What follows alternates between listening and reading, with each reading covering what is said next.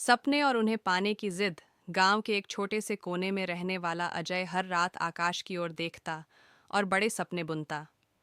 उसका सपना था कि वह एक दिन शहर जाकर इंजीनियर बने और अपने परिवार को गरीबी से बाहर निकाले। लेकिन हालात उसके पक्ष में नहीं थे। पिता किसान थे, जिनकी कमाई से घर का गुजारा मुश्किल से होता था। अजय का स्कूल भी गांव का साधारण सरकारी स्कूल था, जहां संसाधन कम और अवसर सीमित थे। पर अजय ने ठान लिया था, हालात कैसे भी हों, मुझे अपने सपने पूरे करने ही हैं। वह दिन भर खेत में पिता का हाथ बंटाता और रात को लालटेन की हल्की रोशनी में पढ़ाई करता।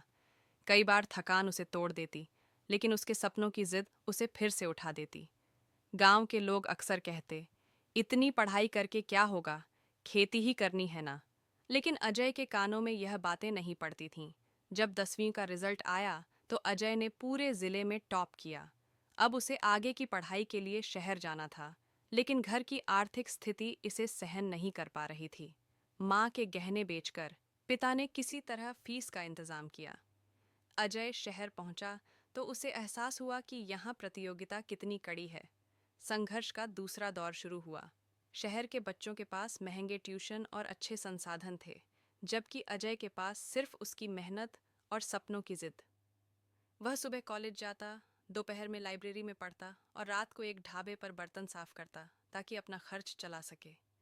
कई बार थकावट से आंखें बंद हो जातीं, लेकिन फिर वही सपना उसे उठने पर मजबूर कर देता। मुझे इंजीनियर बनना है। समय बीता, संघर्ष जारी रहा और आखिरकार अजय ने इंजीनियरिंग की परीक्षा में टॉप किया।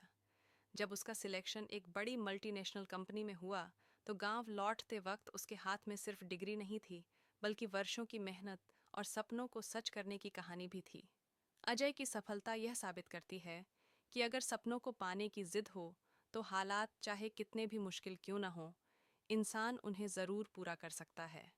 सपने देखने वाले ही नहीं, बल्कि उन्हें पाने की जिद करने वाले ही दुनिया बदलते हैं।